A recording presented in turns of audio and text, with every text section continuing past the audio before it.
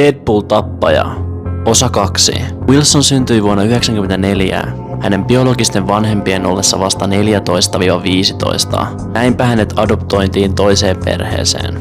Adoptioperhe huomasi kuitenkin pian, että Wilson ei ollut normaali lapsi. Nimittäin hän joutui ongelmiin jo nuorena ja hänet tunnettiin naapurustossa yleisesti ongelmalapsena. Ja nämä ongelmat veisivät hänet lopulta yhteiskunnan syvimpiin syövereihin. Nimittäin vuonna 2019 mies tapasi naisen nimeltä Christine Melton baarissa ja pariskunta päätti lähteä siitä naisen luokse. Saavuttuaan naisen kämpille, Wilson kuristi hänet kuoliaaksi.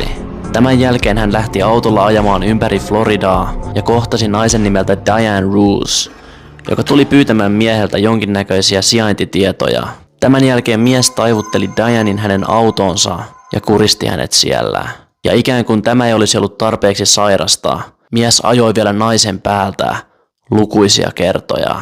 Tämän jälkeen hän soitti hänen biologiselle isälleen ja tunnusti teon. Nykyään Wilsonin tarkasta sijainnista ei ole tietoa, mutta hän on vankilassa. Jos sua kiinnostaa tällaiset tarinat, niin käy ihmeessä katsomassa profiilissa lisää. Kiitos kun katsoit.